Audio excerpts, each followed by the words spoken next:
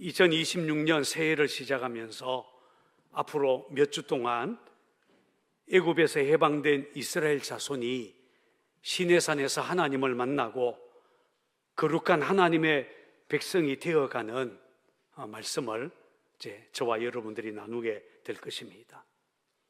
아마 여러분들은 출애굽기를 줄거리로 한 10개라는 영화를 다 보셨을 것입니다. 찰턴 헤스턴이라는 배우가 모세 역할을, 그리고 율브렌너가 바로 왕의 역할을 한 아주 오래된 영화입니다. 저도 어렸을 때 이 영화를 봤는데 지금도 잊혀지지 않는 것이 홍해가 갈라지는 장면이었습니다. 뒤에서는 애굽의 군대가 추격해 오고 앞에는 홍해가 가로막고 있는 가운데 모세가 지팡이를 탁 들고는 바다를 향해 쫙 내밀자 바닷물이 양쪽으로 쫙 갈라졌습니다.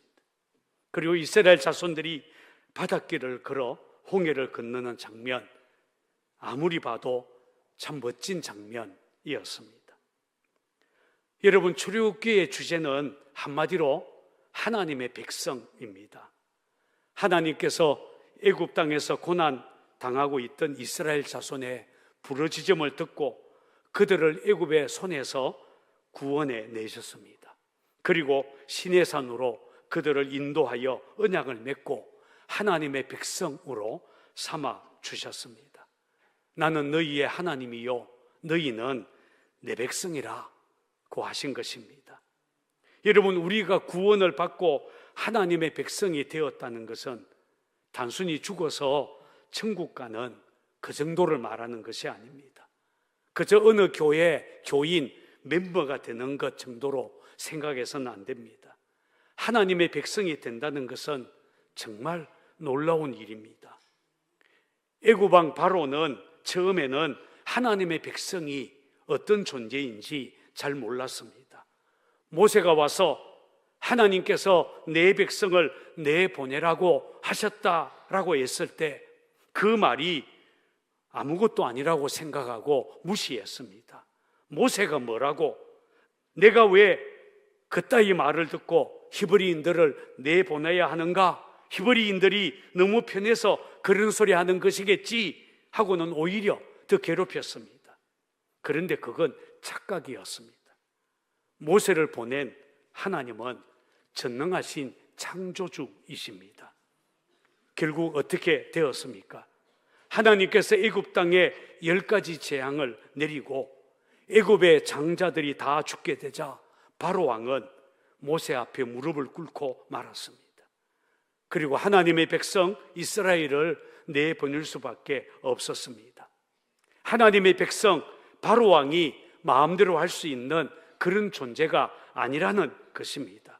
맞습니다. 우리가 잘 몰라서 그렇지 하나님의 백성으로 이 땅을 산다는 것은 사실 굉장한 것입니다. 알다시피 모세는 히브리인이었지만 바로 왕의 공주의 아들로 자라났습니다.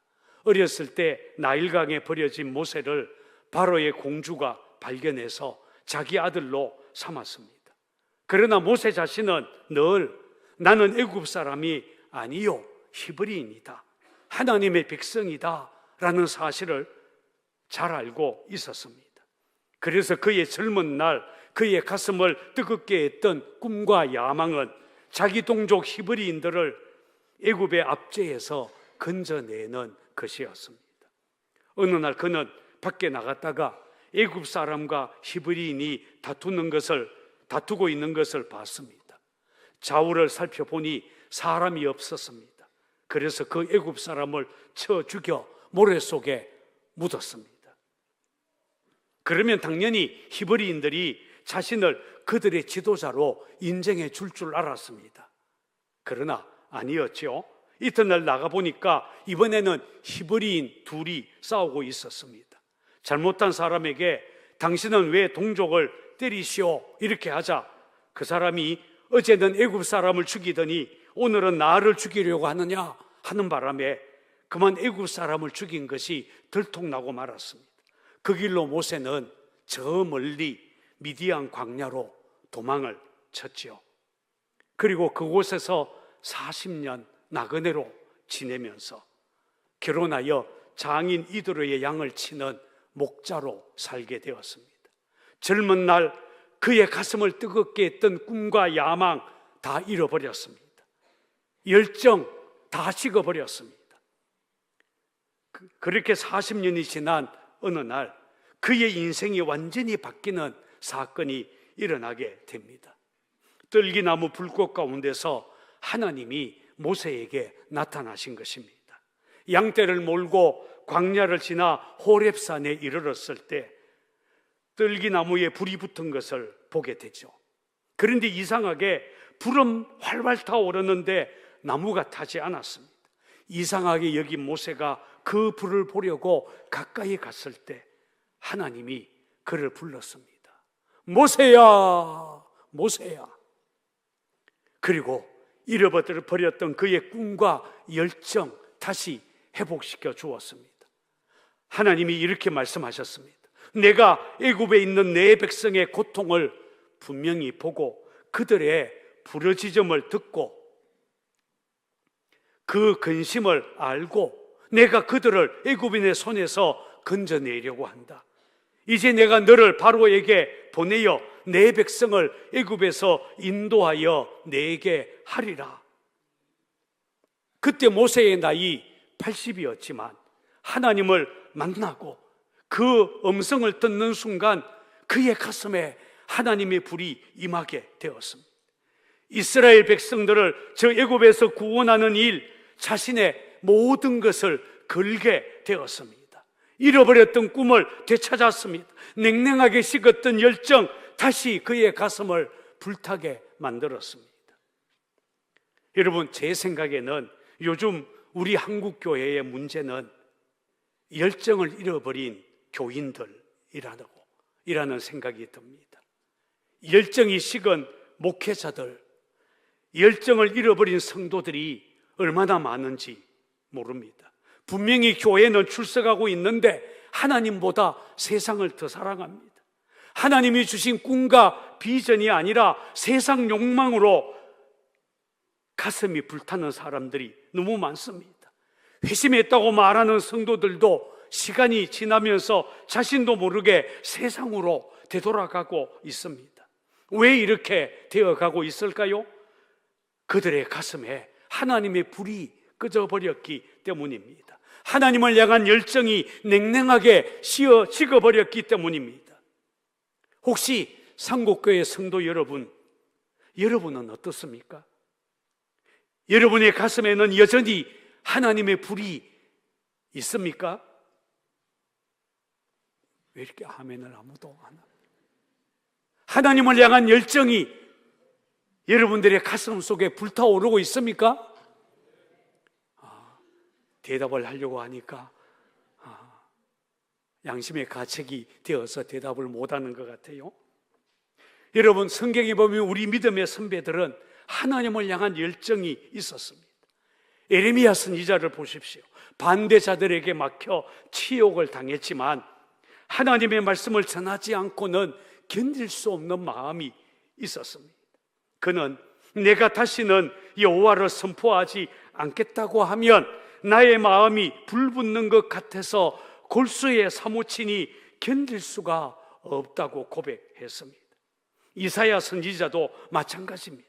당시 사람들은 이사야, 더 이상 우리에게 설교하지 마라, 듣지 않겠다라고 조롱했습니다.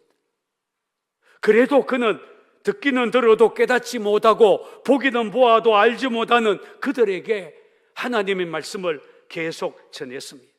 주님의 제자들은 어땠습니까? 사도행전에 보면 공회에서 예수의 이름을 도무지 말하지 말라 위협을 받았고 스데반의 순교로 교회에 큰 박해가 일어나서 뿔뿔이 흩어지게 되었지만 흩어지면서도 그들은 복음을 전했습니다. 왜 그랬겠습니까? 그들 안에 하나님의 불, 주님을 향한 열정이 있었기 때문입니다. 자, 여기에서 저는 여러분들에게 매우 중요한 질문 하나를 하고 싶습니다. 이스라엘 자손이 애굽에서 해방되고 난 다음에 모세는 그들을 어디로 인도하셨을까요? 어디로 데리고 갔을까요? 대부분은 가나안 땅이라고 생각합니다. 약속의 땅 가나안 맞습니까?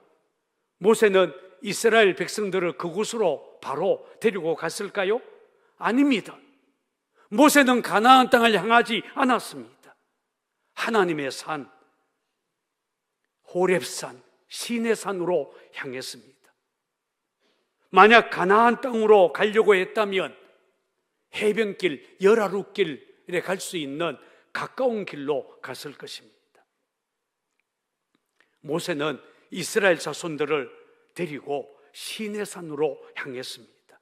이것은 하나님의 명령과도 일치합니다. 하나님은 모세를 보내 이스라엘 자손을 애굽에서 구원하라고 하셨을 때 내가 그 백성을 애굽에서 인도하여 낸 후에 너희가 이 산에서 하나님을 섬기리니 이것이 내가 너를 보낸 정건이라 라고 하셨습니다. 말하자면 가나안 땅으로 들어가는 것, 그건 두 번째였고 가장 중요한 첫 번째 목적은 그들을 하나님의 산, 시내산, 호렙산으로 인도하여 하나님을 만나게 하는 것이었다는 말입니다. 그래서 본문 4절은 이렇게 말합니다. 4절을 같이 읽어볼까요? 시작. 내가 애굽 사람에게 어떻게 행하였음과 내가 어떻게 독수리 날개로 너희를 업어 내게로 인도하였음을 너희가 보았느니라. 여기에 보면 내가 너희를 내게로 인도하였음을 너희가 보았다고 말합니다. 하나님은 이스라엘 자손을 가나안 땅이 아니라 하나님께로 인도하셨다는 말입니다. 애굽에서 해방되는 것 물론 중요합니다. 가나안 땅 들어가는 것 중요합니다. 그러나 그것보다 더 중요한 것은 이스라엘 자손이 하나님 만나고 하나님의 백성이 되는 것이었습니다. 만약 그들이 하나님 만나지 않았다면 이방 신들로 가득한 가나안으로 들어가는 순간 분명히 실패하고 말았을 것입니다. 여러분, 우리 기독교 신앙의 목표가 무엇인지 알아야 합니다. 우리 기독교 신앙의 목표는 우리를 하나님께로 인도하는 것, 곧 하나님 만나는 것입니다. 우리 신앙의 목표는 사역이 아닙니다. 기적을 행하는 것도 아닙니다. 선지자 노릇하고 귀신 쫓아내고 병자 고치고 하는 것도 아닙니다. 마태복음 7장에 보면 우리 주님은 아무리 그렇게 하더라도 나는 너를 도무지 알지 못한다고 할 것이라고 말했습니다. 우리의 신앙의 목표는 누가 뭐라고 해도 하나님을 알고 그분과 친밀하게 교제하는 것입니다. 성경은 영생이란 유일하신 하나님을 아는 것이고 그가 보내신 예수 그리스도를 아는 것이라고 했습니다. 그래서 모세는 무엇보다도 먼저 이스라엘 자손을 하나님께로 이끌고자 했습니다. 떨기나무 불꽃 가운데서 나를 만나주신 그 하나님께로 이스라엘 자손들을 데리고 가서 내가 하나님 만난 것처럼 저들도 하나님 만나야 된다. 그래서 시내산으로 호렙산으로 그들을 이끌어간 것입니다. 여러분에겐 하나님이 어떤 분이십니까? 예배 때나 잠깐 만나는 분이십니까? 우리가 힘들 때 찾아와서 도와주는 돕는 분, 그 정도입니까? 아닙니다. 하나님이 우리에게 원하시는 것은 그런 방문이 아니라 거주입니다. 방문, 비지테이션이 아니라 거주, 헤비테이션이다. 이렇게 말할 수 있습니다. 방문과 거주는 차이가 분명합니다. 방문은 우리가 좋은 이웃이나 친구 집에 가서 시간을 함께 보내는 것입니다. 그러다가 방문이 끝나면 각자의 집으로 돌아갑니다. 그러나 거주는 다릅니다. 아예 함께 사는 것입니다. 하나님이 우리에게 주신 최고의 약속 중 하나는 바로 이것입니다. 하나님께서 이르시되 내가 너희 가운데 거하며 두루 행하여 나는 그들의 하나님이 되고 그들은 나의 백성이 되리라. 얼마나 놀라운 말씀입니까? 온 우주와 이 세상을 창조하신 하나님이 우리 안에 오셔서 우리 가운데 거하실 뜻을 밝힌 것입니다. 사도 바울은 데살로니가 교회에 보낸 편지에서도 이 점을 분명히 했습니다. 예수께서 우리를 위하여 죽으사 우리로 하여금 깨어 있든지 자든지 자기와 함께 살게 하려 하셨나니라. 할렐루야. 이런 이야기가 있습니다. 평소에 효성이 뛰어나고 근검절약하기로 소문난 백성 3명이 궁궐로 뽑혀 올라가게 되었답니다. 이들은 왕을 만나기 전에 먼저 상벌을 책임지는 관리 앞에 서야 했습니다. 이 관리는 3사람에게 물었습니다. 이제 임금님 앞에 가면 임금님께서 상을 내리실 텐데 소원이 있으면 한 가지씩만 이야기해 보아라. 첫 번째 사람은 저의 소원은 집 한 채 가지는 것입니다. 더 이상 다른 소원 없습니다. 그러자 두 번째 사람은 저의 소원은 평생 먹고 살 수 있는 곡식을 창고에 가득 채워주시는 것입니다. 그런데 마지막 3번째 사람은 이렇게 말했습니다. 예, 저는 임금님께서 딱 하룻밤만 우리 집에 주무시고 가신다면 가문의 영광으로 알겠습니다. 그러자 주변에 있던 다른 관리들이 수군거렸어요. 아니, 인생에서 다시 올 수 없는 기회를 잡았는데 겨우 하룻밤 묵고 가라고? 아깝게 되었구만. 이 3사람의 뜻 임금님에게 그대로 전달되었습니다. 그리고 모두의 소원을 들어주시겠다고 윤허했습니다. 그런데 문제가 생겼습니다. 3번째 사람의 소원 때문입니다. 하룻밤이지만 임금님이 묵을 그 집이 너무나 누추한 것입니다. 냄새가 나고 찬바람이 숭숭 들어오는 그곳에서 어떻게 임금님이 잠을 주무실 수 있겠습니까? 또 다른 문제가 생겼습니다. 그 집에 가기 위해서는 좁디 좁은 도랑길을 가야 하는데 도저히 임금님의 행차가 그곳으로 가기가 불가능했습니다. 어쩔 수 없이 나라에서 집을 다시 지어주기로 했습니다. 임금님을 맞이하도록 온 가족을 비단 옷으로 다 갈아입혔습니다. 모든 가구 바꾸어 주었습니다. 곡간, 곡식, 과일로 가득 채워졌습니다. 주변 환경 정리되었고 길도 널찍하게 뚫어졌습니다. 더 이상 무슨 말을 하겠습니까? 미련한 자는 자신의 것을 채우려 하지만 현명한 자는 그분을 모시려고 합니다. 생각해 보십시오. 세상의 임금 정도가 아니라 전능하신 창조주 하나님이 오셔서 우리 안에 거주하고 내 인생과 함께하기 시작한다면, 동행하기 시작한다면 어떤 일 벌어지겠습니까? 그분의 영광이 우리 삶에 나타나지 않겠습니까? 그분으로 인해 우리 인생 영광스럽게 바뀌지 않겠습니까? 그러므로 하나님께서 이스라엘 자손을 굳이 시내산으로 인도하신 목적 분명합니다. 바로 그들을 만나 하나님의 백성으로 삼고 그들 가운데 거주하고 싶다는 것입니다. 자, 본문 5절 6절을 같이 읽겠습니다. 시작.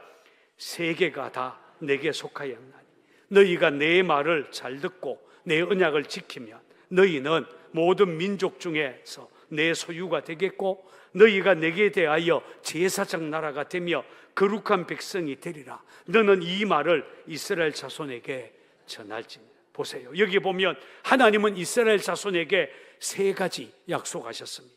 첫째는 내 소유가 되겠고, 둘째는 제사장 나라가 되며, 셋째는 거룩한 백성이 되리라. 한번 같이 해볼까요? 내 소유가 되겠고 제사장 나라가 되며 거룩한 백성이 되리라. 하나님이 우리에게 오시면, 내 안에 거하기 시작하면 우리 인생이 그렇게 바뀌어진다는 것입니다.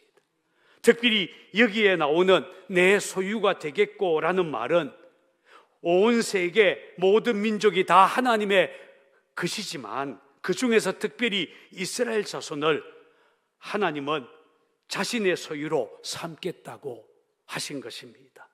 여기 소유에 해당되는 히브리어 세굴라라는 단어는 아주 특별한 소유물, 가장 귀중한 보물이라고 하는 뜻을 가지고 있습니다.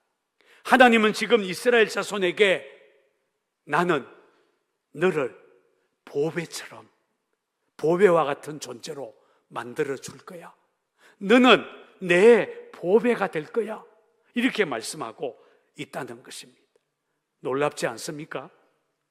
여러분, 우리가 알다시피 이스라엘 자손은 애굽에서 히브리인이라고 불렸습니다. 강을 건너온 사람이라는 의미인 히브리인이었습니다. 그런데 어떤 구약학자는 이 히브리인이라는 단어가 종족을 가리키는 단어라기보다는 일종의 사회 계급을 가리키는 말이라고 주장했습니다. 그에 따르면 당시 고대 근동 지역에 살았던 노예들, 하층민들을 지칭하는 말이 핫비루라고 하는 말이었는데 이 말이 변해서 히브리인으로 되었다는 것입니다. 핫비루라고 하는 말의 뜻은 먼지, 그 다음에 핫자는 존재라는 뜻입니다.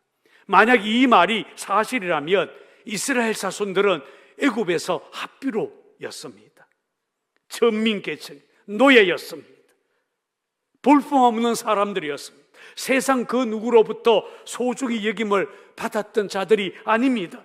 그런데도 하나님은 시내산으로 그들을 이끌어와서 내가 너희들을 보배 같은 존재로 만들어 주겠다고 하신 것입니다.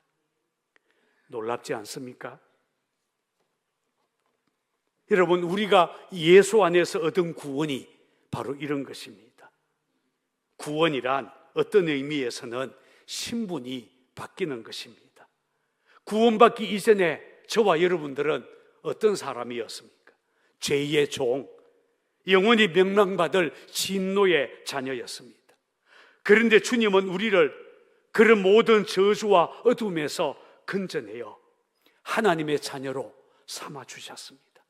성경은 이렇게 말합니다. 너희가 전에는 백성이 아니더니 이제는 하나님의 백성이요, 전에는 긍휼을 얻지 못하였더니 이제는 긍휼을 얻은 자니라. 할렐루야. 이렇게 하나님께서 이스라엘 자손을 모든 민족 중에서 뽑아서 보배와 같은 귀중한 존재로 삼겠다고 하신 이유, 그 이유는 분명합니다. 그것은 그들이 제사장 나라가 되어야 하기 때문입니다. 여러분, 구약 시대에 이스라엘의 영적인 지도자들은 크게 예언자 그룹과 제사장 그룹으로 나누었습니다. 예언자들이 하나님의 말씀을 선포하면서 백성들의 죄를 지적하고 하나님께로 돌이키라 회개를 촉구했다면 제사장들의 역할은 달랐습니다. 제사장들은 중보하는 일을 맡았습니다. 백성들의 죄를 가슴으로 끌어안고 대신 하나님 앞에 나아가 중보했습니다. 그런데 하나님은 지금 이스라엘 자손에게 너희가 제사장 나라다 이렇게 말씀하신 것입니다. 하나님은 이스라엘 자손들이 세상 열방을 가슴에 품고 기도하는 민족 되기를 원하셨습니다. 여러분, 비난하고 비판하는 것 누구나 할 수 있습니다. 세상을 보세요. 온통 서로 정죄하고 손가락질하고 비난하고 있지 않습니까? 그러나 타인의 죄를 내가 끌어안고 중보하는 것은 하나님의 백성만이 할 수 있는 일입니다. 하나님은 예수 믿는 우리를 이 시대, 우리 시대 제사장이 되라고 하신 것입니다. 세상을 비판하고 손가락질하기보다는 민족의 죄를 끌어안고 기도하는 사람 되라고 한 것입니다. 하나님의 백성인 우리가 기도해야 역사의 흐름 바꿀 수 있습니다. 눈에 보이지 않는 부패와 타락의 흐름, 분열과 음란의 흐름을 기도로 차단해야 할 것입니다. 십자가 사랑이 이 땅 위에 강물처럼 흐르도록, 하나님의 정의가 이 땅에 가득하도록 제사장이 된 우리가 기도해야 할 것입니다. 그래서 하나님의 백성은 거룩해야 합니다. 이스라엘 자손이 제사장 나라가 되기 위해 무엇보다도 거룩해야 한다고 말씀하셨습니다. 거룩하지 않으면 하나님 앞에 쓰임받을 수 없습니다. 거룩한 백성이다 라는 말이 그런 의미입니다. 여러분, 무당들은 거룩하지 않아도 돼요. 그저 용하기만 하면 됩니다. 자기 집은 다 쓰러져 가도 윤리적으로 엉망이고 바람 피우고 이혼해도 그저 잘 알아맞히기만 하면 사람들은 찾아옵니다. 그러나 교회는 아닙니다. 교회는 거룩해야 됩니다. 교회와 우리 그리스도인들은 세상과 달라야 합니다. 거룩하신 하나님의 성품으로 채워져야 됩니다. 그래야 교회, 이 세상 살릴 수 있습니다. 여전히 세상에 희망이 될 수 있다는 말입니다. 여러분, 미국이라는 나라가 얼마나 문제가 많은 나라인지 모릅니다. 마약, 성폭력, 범죄 세계 1등입니다. 위험한 나라가 미국입니다. 그런데도 저 미국이 아직까지 건재한 것은 사람들마다 다르게 평가할 수 있지만 제가 볼 때는 여전히 미국을 이끌어 나가는 사람들 중에 청교도적인 신앙을 지키는 사람들이 있기 때문입니다. 이들을 가리켜서 와스퍼라고 부릅니다. 이 단어는 화이트, 앵글로 섹선, 프로테스탄트라는 네 글자의 약자입니다. 미국이라는 나라가 도덕적으로 무너지는 것 같고 범죄가 수없이 일어나는 위험한 나라처럼 보이지만 그래도 건재한 이유는 그 땅의 거룩한 백성들, 청교도적인 신앙을 지키고 나라를 위해 기도하는 사람들이 곳곳에 있기 때문이라는 말입니다. 여러분, 오늘 우리 시대 이 대한민국, 우리 한국교회가 거룩해져야 될 이유가 바로 여기에 있습니다. 세상이 아무리 악해져 가도 거룩한 하나님의 백성들이 가슴에 거룩한 열정을 품고 하나님의 불을 가슴에 가지고 나라를 위해 기도한다면 나라 살릴 수 있다는 것입니다. 올 한 해 여러분은 어떻게 살겠습니까? 하나님의 백성으로, 제사장 나라, 거룩한 백성으로 올 한 해 살아야 하지 않겠습니까? 그렇다면 하나님부터 만나야 합니다. 하나님이 내 안에 거하시게 해야 됩니다. 모세는 자신이 만났던 하나님, 불꽃 가운데서 모세야, 모세야, 자기 이름을 부르며 만나 주셨던 그 하나님에게로 이스라엘 백성들을 인도에 가서 하나님 만나게 했습니다. 당신들 안에 하나님의 불이 불타야 됩니다. 거룩한 열정 회복해야 됩니다. 그래야 하나님의 백성 되는 겁니다. 그들을 시내 산으로 인도했습니다. 내일 저녁부터 신년 축복성회가 열립니다. 여러분 꼭 참석하시기 바랍니다. 2026년 올 한 해 식어버린 가슴에 다시 하나님의 꿈, 하나님의 열정이 불타오르도록 여러분 오셔서 말씀 듣고 기도하고 은혜 받아야 할 것입니다. 저는 우리 상곡교회 성도들 가슴에 다시 거룩한 열정 회복해서 이 땅에서 거룩한 하나님의 백성들 되기를 주의 이름으로 축원을 드립니다.